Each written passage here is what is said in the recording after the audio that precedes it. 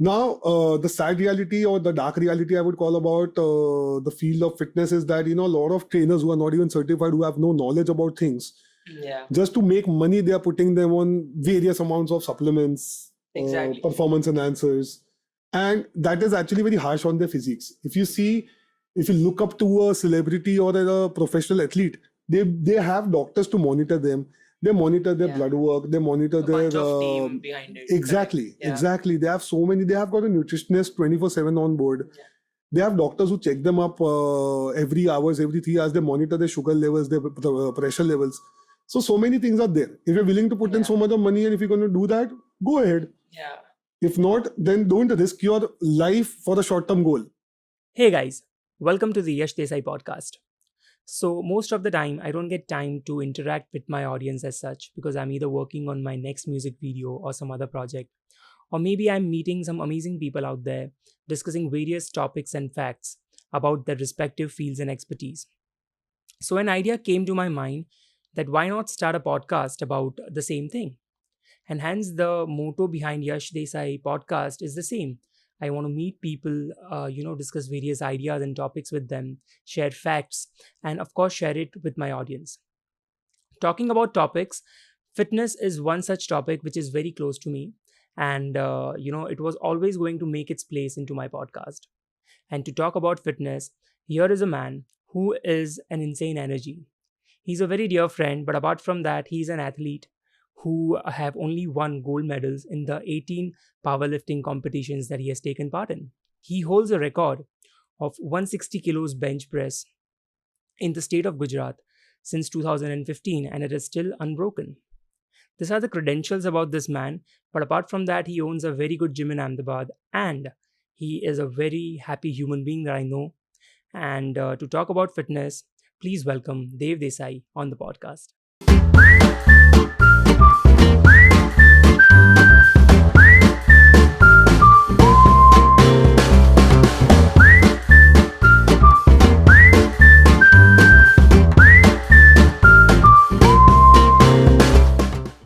Hey Yash, thank you so much for having me on the podcast, bro. And thank you for these amazing, kind words that you said about me. Feels great, man. And love to see your progress, the way you're going ahead with your things. Not just fitness, not just your music, but overall, the growth that you're getting into yourself and the man you're becoming, it's just phenomenal, man. I've seen the journey and I'm really happy to see you where you are right now. I know, right? I mean, thank you so much. I mean, you thinking about me in such a way. I was just remembering the other day how just a year back we met for my first single launch. Yeah. At that time, you were probably, kind of carving out the Carv'D, which we had a brief discussion about. Right. So certainly, if I put that timeline into the mind, this kindly happened with me कि भाई एक साल बाद हम लोग ऐसे बैठेंगे और पॉडकास्ट करेंगे. I was not expecting that, but this has been a journey and an amazing journey so far. You're owning the gym now. How does that feel? Yeah, it feels great. So as you know, yeah, I've been in the field and I've loved this field like anything. I have been in love with not just bodybuilding, but overall health and fitness because so human anatomy is a very complex subject that we talk about. And initially when I started, it was just getting into lifting and like any other gym goer does. But then gradually when I started understanding a body and I started transforming people, it became really amazing for me. I fell in love with it, and it has always been a great feeling to be a part of the society where I can make a difference and improve somebody's life. Correct. And trust me, it's a wonderful feeling when you get those feedbacks back from your client, and they're so happy and they're so changed and so relieved in life after they tend to lose weight or build a body. But it makes a huge difference in their lives. So yeah, that's a great thing to do. Certainly, and I think a lot of things also come from the way that you have transformed so far. Like for the first time I remember seeing you was this powerlifter, heavyweight lifter, that was pretty big. Around in the, yeah, you were. So from that to a person who is more shredded and carved now. I mean, I'm using the word carved again because it's our brand. Yeah, of course. So what do you think? I mean, how has fitness transformed for you so far? So I would say it went face to face for me. I would say I got into it. I started learning from the basics. definitely from my guru, who's no more with us, Mr. Kiran Dabhi. Yes. And I'm proud to say that, being a part of this sport has changed me inside out. When I initially started my career, it was just like a gym goer, as I said before, also that gym jana hai, body banana hai, you want to wear good clothes, and girls like a good body. So I wouldn't say that was the motivation as such, but when I started, it was just a time pass for me. It was like I started in my vacations in school. So I was like 3 महीने का vacation, let's go and hit the gym and body बनाते 3 महीने में तो body बन जाएगा. But then the reality struck that this is not easy. It looks like you go lift and bas body ban gaya, but it does not work like that. It's a game of sacrifice, hard work, and sheer. No, it's just crazy, man. You have to give in so much to build up a physique, and I'm sure a lot of people listening to this podcast have been hitting the gym, and they would be understanding that कि यार कितना time लगता है. It is a very hard sport to go.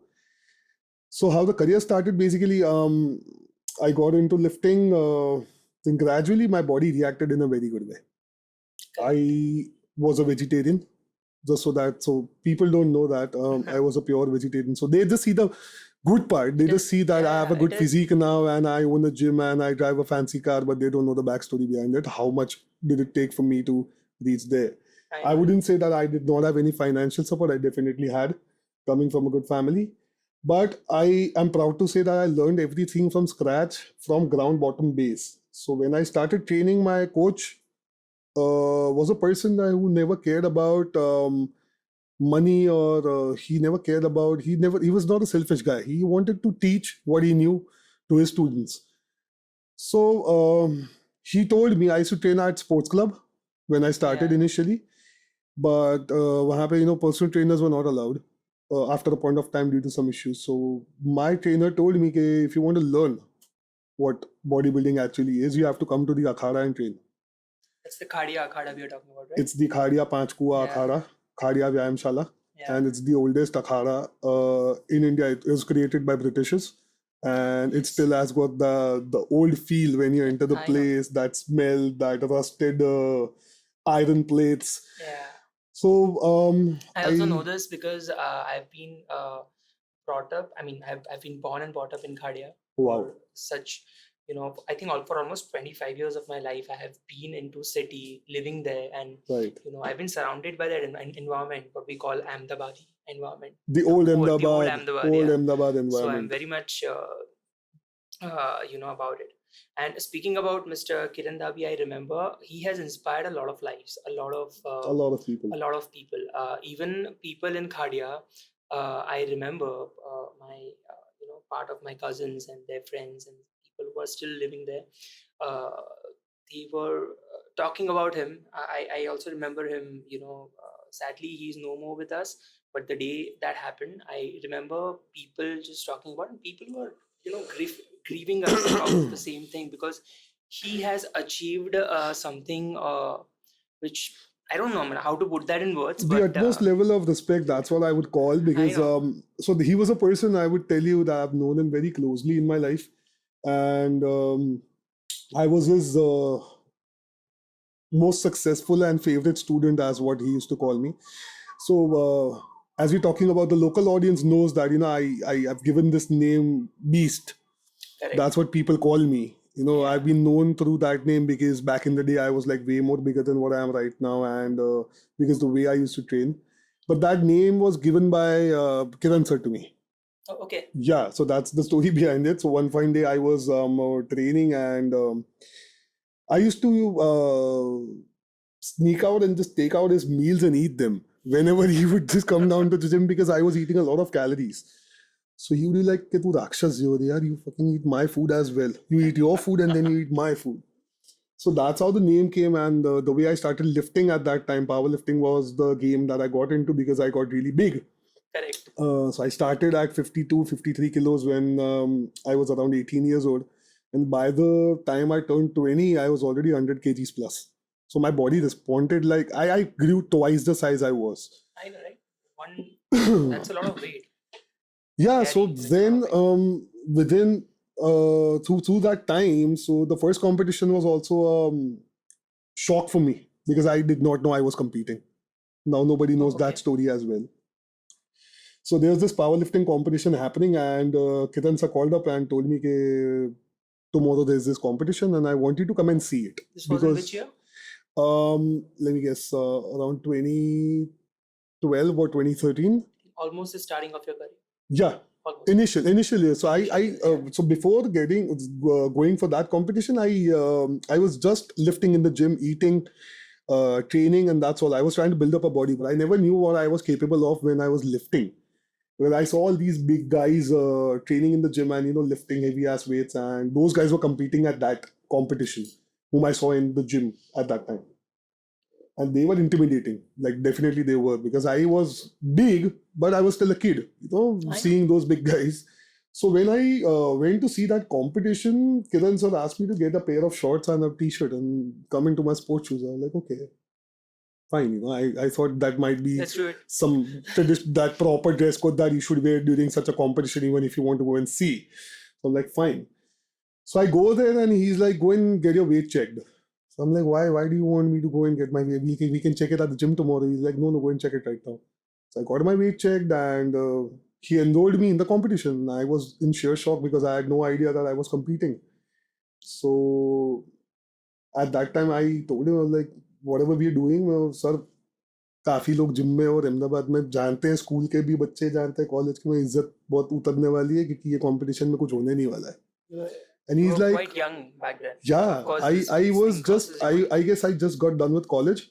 So I was still in that time pass zone of my life, chilling out. The later teen years. Later teen years, man. So then, yeah, he got me into the competition and he's like, "Apna ramman uche na." I'm like, okay. So I played that competition, and the guys that I used to see in the gym, I was like, man, this guy is going to beat the ass out of me.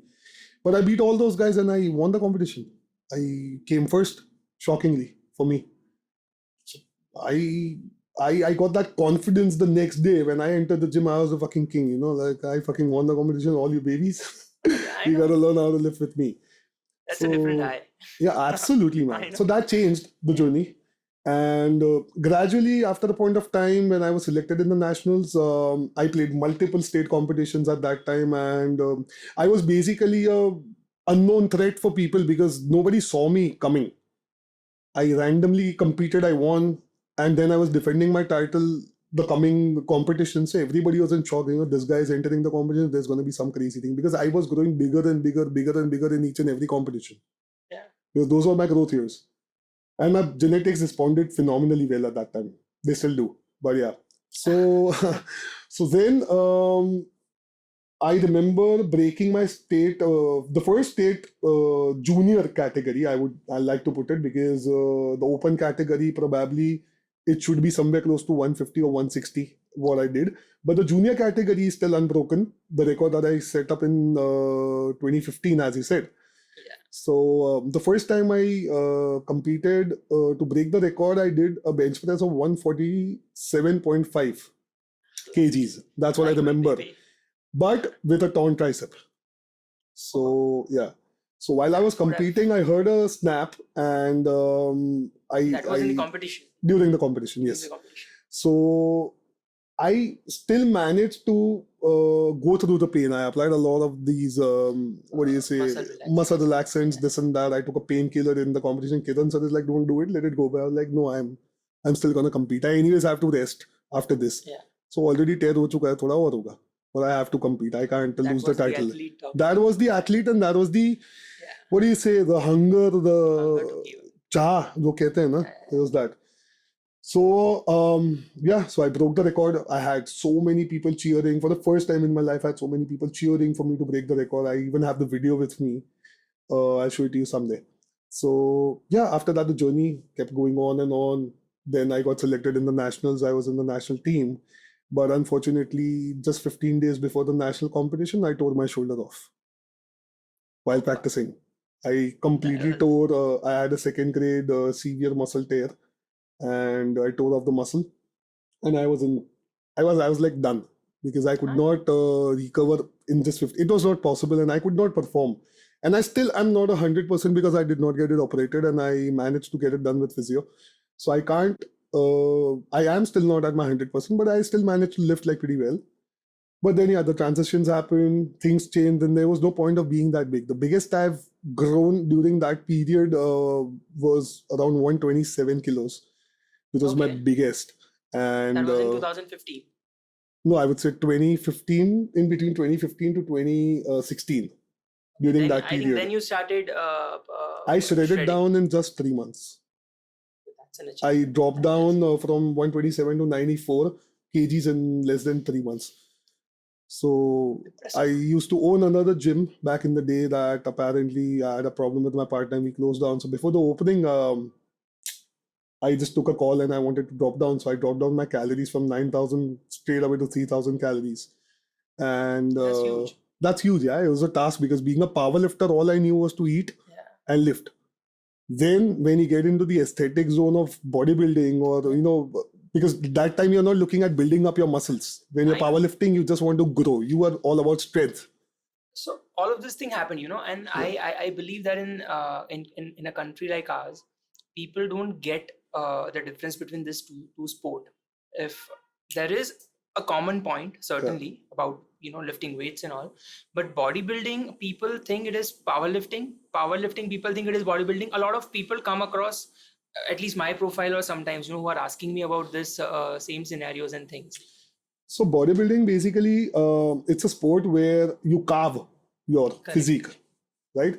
Where you are working on each and every detail of the muscle fibers that you want to show on stage, or maybe in a shoot or some or the other way. Where powerlifting is all about strength. So the basic difference between bodybuilding and bodybuilding is where you try and hit muscle hypertrophy, you go more rep ranges around 10 to 12. That is the average. Your workout goes longer. Powerlifting, the movements are limited. The movements are short, and the rep ranges don't go above 6 because you're working on strength. You want to save that energy. You're not wind out yourself and lift the best you can. So that's the difference. But most of the people are confused between weightlifting and powerlifting. That's the main confusion of people. So weightlifting is an Olympic recognized sport, as we all know. The clean and jerk that you see people doing, that is weightlifting. Snatch and clean and jerk, that is weightlifting. Powerlifting is a combination of 3 major compound exercises, that is bench press, squat, and deadlift. So the total of that, the highest total wins. The best of, so you get 3 lifts in a competition, any competition, state, national, international, whatever. Best of those 3 lifts gets counted in all the 3 events and the total comes out. If your total is the best, you win. That's how powerlifting works. So it's a completely different sport. The process is completely different. The way of doing it is different. Training is different because I've done both. So I know. And dieting, when the word dieting comes, it's all about bodybuilding. You don't have to diet when you're powerlifting. Usually powerlifters consume insane amount of calories. You would have seen these strongman competitions coming up. But does that mean that you can eat junk just because you're powerlifting? No, but with time, or see, it's about consuming calories. Calories is what matters for them. Protein is important. Carbohydrates is the main energy source. Fats, but practically think consuming 9,000 calories clean is very difficult. I know. It's next to, I wouldn't call it impossible, but it's very difficult. I think that would have more of good fats to it. It would, because but it would kind of increase the calories there. But still, consuming 9,000 calories is not easy. Eating clean calories. So when back in the day when I was powerlifting, I was eating whatever I used to get. Of course, I used to eat my meals. I used to make sure I get my protein in. My average protein intake, I used to get at least 2 grams per pound, the minimum amount that usually you should take. So I should take that. But above that, all the other calories, I would just eat whatever I wanted to. Because I never cared about, when I was powerlifting, I never cared about my body fat. I never cared about the way I looked. I never cared about my abs, nothing. But now, while bodybuilding, it completely changes. Because you got to count and eat. You monitor yourself. So we were talking about bodybuilding and powerlifting, certainly, and how you went from one sport to the other and how we have enlightened people that, what is the difference between them again. Talking about general fitness, a lot of people for them fitness is like, I just want to go to gym. मेरी शायद बहन की शादी आ रही है, भाई की शादी आ रही है. I want to look good. I want to feel good. And there are certain category of people who comes to the gym to get into that shortcut and grow fast. I mean, what is your overall take on that? See, fitness is a lifestyle that you also know. I know. You've been working out. You also would have, everyone, not just you, man. When I also got into it, I also had a mindset. As I said, no, yeah, I went to the gym for the first time in the school vacations for 3 months, and I was like, 3 months mein body ban jayega. That's the same with me again. It's with everyone. Yeah. It's with everyone. But so in short, it's a marathon. It's not a sprint. I have been doing it consistently 365 days since 12 years of my life. I've been very strong with my dieting, and that's what has kept me in a great shape for these many years. And I stayed in the game. So doing that day and night, and when you want to put down, I'll put the real picture out. Gaining, bulking is the old school way, when back in the day we used to put on a lot of weight. Okay, I'm talking about bodybuilding, not the general audience again. Okay, I want to put on like some size. So earlier we used to eat abrupt amount of calories, random food, junk, this and that. Again, the part comes like when you want to grow. You would put on 10 kilos, but how much of that is muscle? Exactly my point. So even if you have the best genetics in the world, I'm talking like amazing genetics, you can hardly put on 4 to 5 kgs of lean muscle tissue in a year. Okay. That is lean muscle. I would say I've been trying to put on, I've targeted a goal to reach 100 kilos lean, below 10% body fat. And I have been trying to reach there since, I guess, 6 months. I've been stuck on to 95, 96 kilos since a couple of months, and I've hardly gained weight in grams because it's lean. And I would want to gain it lean and dry rather than, it's no big deal for me to put on 5 kilos of weight. But then I don't want weight, I want muscle. So that's a huge difference. So it's a marathon, man. It's a consistent game that you keep on doing every goddamn day, 365 days of your life without thinking. So what my take with this is that you enjoy the process, not the results. Results will come. Results will come. Yeah. You can never achieve something in a short period of time. The other point that you said that, you've got these people who've got their marriages to attend, or we get a lot of these people. Or somebody कि भाई मेरे को 3 महीने में ये करना है. नहीं, anyway, not just wedding, but overall general audience also कि भाई, I put on weight, and मैं पहले ऐसा था, especially after COVID, because COVID has messed up everyone. Everyone was eating, everyone was lazing around, and they put on weight. So भाई COVID के पहले मैं इतने kg का था, COVID के बाद बढ़ गया है, अब मेरे को कम करना है, तो मैं 3 महीने. But see, dude, that does not function that way. Your body changes, your age bar. One myth that I would want to burst is that people say that your metabolic rate slows down with age. You might have heard that metabolism slow jata hai after and the muscles does not grow. Yeah, I've heard that as well. So your muscle atrophy, that's what we call it. Atrophy happens after you cross 40, 45. Your testosterone levels naturally tend to get lower than what they were in your teens. That is a fact. Your metabolism never changes. You're born with one metabolism, you die with one. It starts changing after the age of, let's say, 50 by 5 to 7% every year, which is actually not a big deal. Yeah, I think it's very nominal. Yeah, and if you're not training hard enough, it stays the same. What changes is your fat burning ratio. Your body stops burning equal amount of fat because you yourself are not that active the way you used to be. Like, just imagine yourself in school and imagine yourself right now. You were way more active. You would be playing a sport. You would be going out in the evenings to play with your friends. We did not have so much of social media or phones, tablets, computers. I don't remember playing all of them at home. I was more like an outgoing person playing cricket, football, this and that for hours. Marbles and all. Everything, So that is how we used to burn a lot of more calories what we were consuming. Right now, people... Overall, the lifestyle has got lazy compared to what it was before. Correct. So these short-term goals never do justice. It is not the right thing to even come and ask a coach or a trainer or a nutritionist to do a short-term goal, because first of all, you've been taking time to abuse your body day and night. Let's say even if you talk about COVID, it's been almost 2 years now. Yeah. What did you do in these 2 years? Nothing. You've just been eating for these 2 years and you want to change your body in 3 months? At least give it like 6, 8, 10 months. It will change, but you got to give it time. The fat, the ample amount of fat that you put on eating shit, it's going to take time to shed it off. Correct. And the only way it is done is going through a good calorie deficit diet, a proper diet which has got a mix of protein, carbohydrates, and fats. Now, why am I saying a traditional diet? Because I'm not a big fan of crash diets. I think that's same with me as well. Yeah, because a lot of people, the fashionable diets is paleo, keto, warrior. These types of diet are, I don't say that they don't get results with that. Of course they do. But there's a deep science behind it. It's about lack of knowledge with the people who are providing these diets. Again, I think it, in a country and a place like India, I've not tried this diets personally, but I feel a lot of things which are there in abundance in India and the kind of food that we eat is quite different from the rest of the world.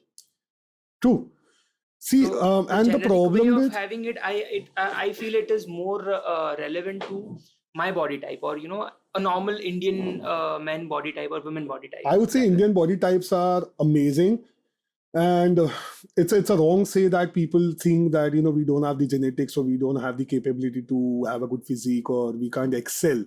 Especially, I had this article printed on me years ago when I won a state championship. It would be there on Google also, Okay. saying that Dave excels in a sport alien to Gujaratis. I am a Gujarati. I'm a Brahmin, and I'm big. Okay. I'm strong. What have we thought? The world thinks that Gujaratis are smart mentally, but physically they are not that strong. Yeah. They are not that built. Bullshit. I prove them wrong.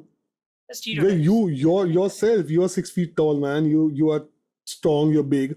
That defines genetics. It's about how you condition yourself, what you put into yourself, how you train, how you eat. Exactly. And you can't just come and point out things कि भाई अच्छा ये गुजराती है so he's not उसके genetics नहीं है. Muslim people have got better genetics. Punjabis have better genetics. I'm bigger than all of those. Proudly, I'm saying Okay. when I walk into an expo during the events, I'm one of the big guys around there. I think a lot of things also come because they are eating a lot of carbs into their diet. Is what I See, feel. carbs, again, monitoring anything is what you need to understand. Carbohydrates are not your enemy. They Yeah. become your enemy when you abuse them, when you don't monitor what you eat. If you monitor your caloric intake and your portion size, Yeah. it's absolutely very necessary to eat carbohydrates. I know, but I think a lot of audience or a lot of people in India are, again, the way that you said, abusing carbs. Most of their diet is based out in carbs. They're eating rotis and rice. I'm not saying That is those the are bad. traditional Indian diet. Yes, you're Yeah, right. I'm not saying it is bad. Certainly, I'm also having the same kind of diet, So but our they are diet eating is that in not, abundance. sadly, our diet is not a balanced diet. Correct. That's the problem, because Exactly. what we think is dal, bhat, shak, rotli, the Exactly. Gujarati diet that we Yeah. have. We don't have any protein in it. I know. Our parents say that dal has got protein. We need to have like a whole tapeli of dal Yeah. to have 10, 15, 20 grams of protein. And again, there's another myth about protein that it kind of hinders your kidney if you're If taking you're too much protein. so, first of all, what is too much protein? I don't understand that. And these are the people who are not even consuming protein who are talking about Exactly. it. And I'm not talking about protein supplements. I'm talking about natural sources of protein. Let's say you are 60 kilos. Your maintenance has to be at least 100 to 120 grams of protein on the minimal end. That is your maintenance protein intake. उतना तो ये चाहिए body ही। maintain करने के लिए चाहिए ही. That is how much you should take every day. We don't monitor that. None of us, we consume that amount of protein. When you're bodybuilding, it's a different story. You consume more protein because you have got more muscle tissue in you. Correct. You've got less fat in you. But then kidneys, how does it affect on kidneys, man? It is processed through your liver. It is digested in your stomach. It has nothing to do with your kidneys. Secondly, if you consume enough water, if you're so concerned about your kidneys, just consume enough water. You're not even taking protein, nothing. Still, you have got kidney issues. You've still got so many other problems, kidney stones and whatnot shit. Because you're not having enough water. I randomly talk to people, कि अच्छा तुम पानी कितना पीते हो? We live in a city which the temperature goes up to 50 degrees. Yeah. We live in the Still, yeah. worst weather conditions, actually, if you think about it. And the amount of water people are consuming is like 2-3 liter दिन का होता है. That's it. That is not the amount of water your body needs to get hydrated. hydration helps you in so many ways with your skin, hair, your muscles. Your muscles are 70% water. So you need to have enough amount of water in your body to sustain. And rather than taking out problems with these things, bodybuilding has got so many myths. I get so many people, these aged people coming and telling me, "Tu chhodis tyari, your muscles are going to hang." Exactly. See, muscles either stay or they go. What hangs is fat. Simple. Correct. Muscles can never hang. So there are so many myths that people have been living with. So one more myth that I probably had after you had this discussion was a lot of our parents think the same way. Like, once you start the gym and once you leave the gym, you're bloated. You will increase the weight and your body size twice the size. So earlier when we were kids, our parents used to teach us things. Now it has to be reverse. Correct. We teach our parents things when it comes to a topic we know. Correct. So they are not wrong in a way, or the myth, it's not actually a myth, but then it's a harsh reality. Why? I'll tell you. Because when you're lifting, when you're training, while bodybuilding, you tend to eat more food. Okay. For example, me, I eat around 3,600 calories right now. That is more than a normal individual. A normal Indian individual. Yes. More than twice the amount, almost twice the amount I'm eating. So obviously, if I carry on eating, and it completely depends on your body type as well. Like if you're born lean, there are 3 types of body types. There's ectomorph, mesomorph, and endomorph. Correct. Now, I am a born ectomorph. So I tend to lose weight if I don't train. To maintain this size, this weight, I have to train. Correct. Even if I keep on eating, obviously I'm going to lose muscle. But then I tend to lose a lot of weight. So that is my body's tendency. Now, a person who's been fat all his or her life, they've leaned out and they've built up a body, then they definitely have a tendency to put on weight, no matter what. If they stop training, they're going to put on weight. So it depends from individual to individual. But the whole game comes around eating food. So if at all you stop lifting and you're living a normal day-to-day life, then just have a balanced, good, healthy diet rather than eating the same bodybuilding diet that you're eating. So you need to go to calorie deficit, of course, because you're not burning enough. The old way out, the calorie in, calorie out. Yeah, and you're not burning. So what people see is that this new Apple Watch thing is the biggest mess in the market, which I don't rely on, because everybody is like, kitni calorie chalai, 500, 700, 1000. Fine. Okay, I agree. And 1000 jalai, but how much did you consume? Do you even know that? No. Nobody knows that. So that's the sad part, that you're not even aware of what amount of calories you're eating. And you're just concerned about it. You're burning, and you go home happy, satisfied, and then chuck down a pizza. It's gonna be all crap. It's not gonna be helpful. So that's the thing. So parents are not actually wrong in a way, but muscle is something that either stays if you train and eat right and good high protein diet, or else it goes away. Correct. What stays back or hangs is fat. Correct. So it is not muscle what you think it is. So that is the difference. So that is a big myth that people need to understand. Talking about myths, I think a lot of young gym goers, like when I was in my late teens, I was going to the gym, and even now, there are certain people promoting a way of fitness which is, I feel, is not very relevant in terms of enhancing their performance. Yeah, I think you're talking about usage of anabolics or usage of performance enhancers in the field of... Yeah. See, I am being in the field, being a person of the field, seeing field up close. I am not against it if it is being used by a professional athlete who wants to compete on stage. Okay. A person who wants to compete on stage at a particular level, they have to use it. The world knows it, and it's pretty much open in the world now. Yeah. Earlier, we were not aware, looking at our idols or looking at people, looking at celebrities transforming in a short period of time. They definitely are on performance enhancers. They definitely are on a lot of shit. And the problem with the youth is that they want everything very quick. As I said on the start of the podcast, it's a marathon, it's a lifestyle. It's not a sprint. I want to look. So I get boys who want to look like me in the span of 6 months, who I've been training since 12 years. It takes time. Yeah. It takes time, and it's a slow process because you cannot put on so much of muscle so fast. Yeah. Now, the sad reality or the dark reality I would call about the field of fitness is that, a lot of trainers who are not even certified, who have no knowledge about things, just to make money, they are putting them on various amounts of supplements, performance enhancers. And that is actually very harsh on their physiques. If you see, if you look up to a celebrity or a professional athlete, they have doctors to monitor them.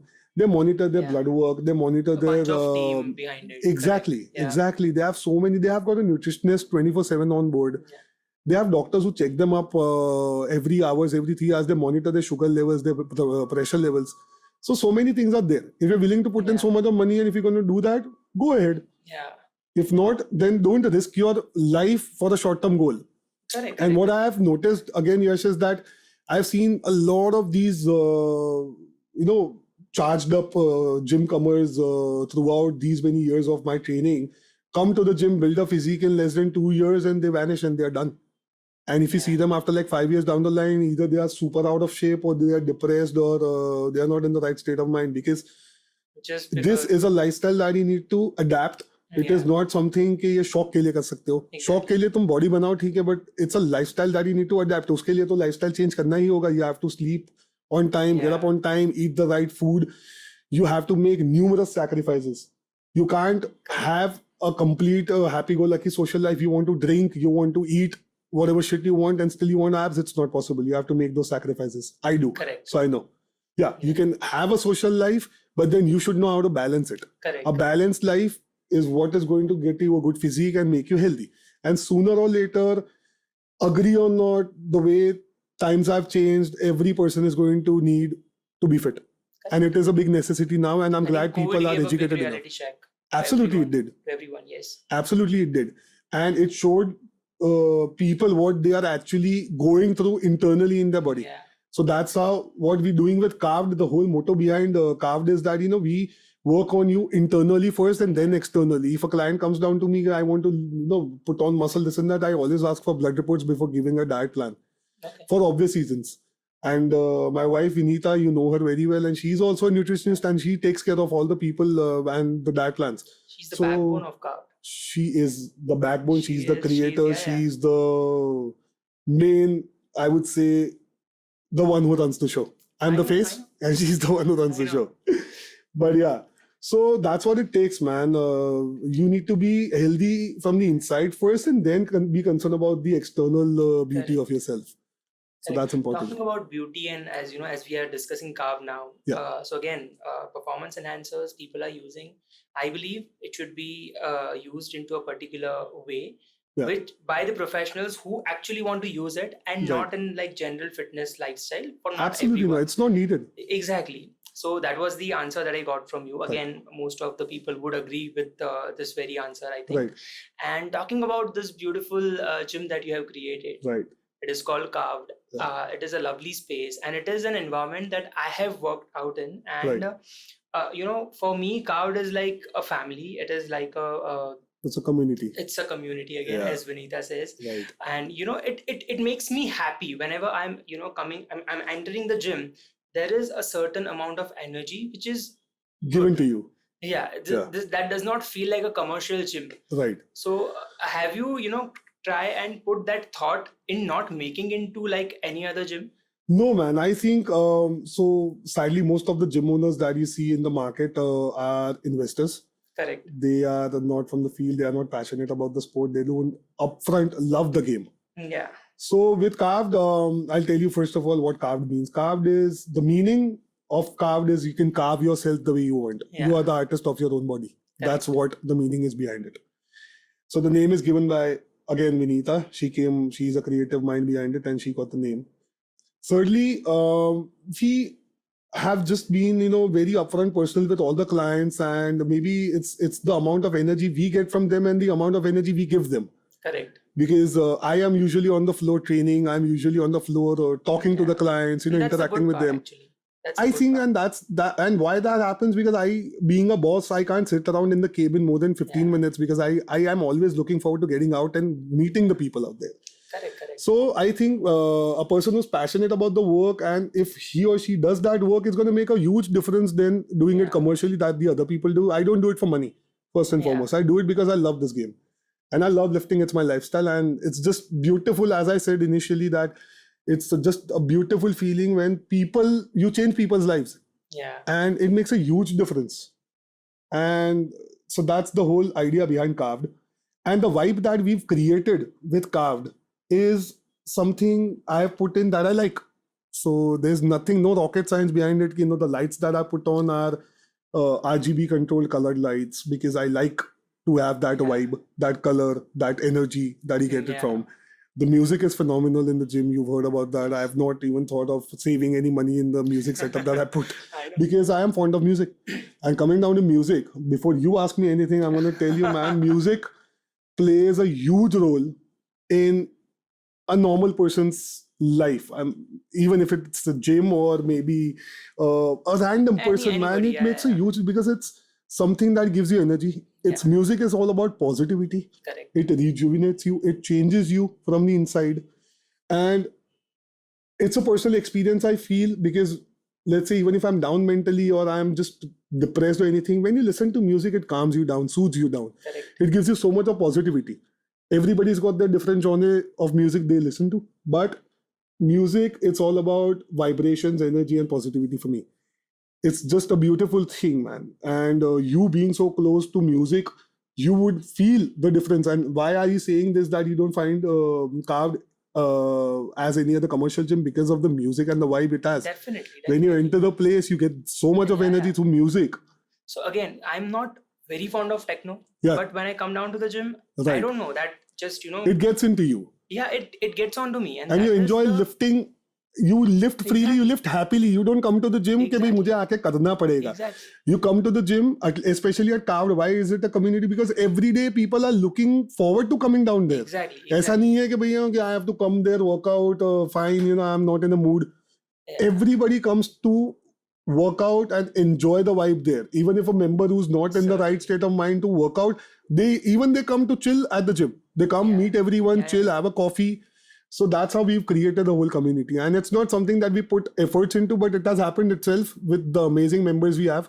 So that's how it has been different. It is lovely to see you growing because of Carv'D. Like I said during the starting of the podcast, just a year back, we were planning to start this gym. Back, I was planning my first single to be released. That was in December again. Right. It all happened together. 1 year down the line, and we are sitting here talking about this podcast. Absolutely. And and enjoying our success. Yeah. And probably putting it out and manifesting that we get more milestones like this in absolutely, man. career. What my whole theory of life is that if you're working hard for something, you're going to achieve it. You cannot crib about something you not worked hard for. Correct. If you're giving your 100% to something, might be music, might be business, might be even a job. If you're working, giving 100% to it, you're going to make it big. But it's all about hard work and the right approach. Correct. And just be very, very faithful to what you do. Give it your 100% and preach. Practice what you preach, bro. Practice what you preach. Because I have seen a lot of people just talking shit, and I don't believe in hypocrisy when it comes to work. Correct. Practice what you preach. Give it your 1,000%, you're going to get there. I know. So with this approach, let's end the podcast. Absolutely, brother. It was great. And I'm really happy that you started your podcast, man, reaching out to the audience in a very different way. And thank you for having me here, man. It was a great conversation we had. And looking forward to having much more for this.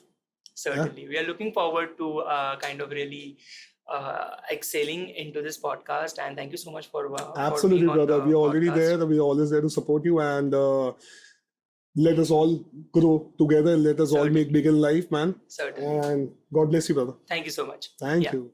Thank you so much for listening to this podcast. Do subscribe the channel and share it with your friends and family. You can stream all the episodes now on all the major streaming services. See you in the next episode.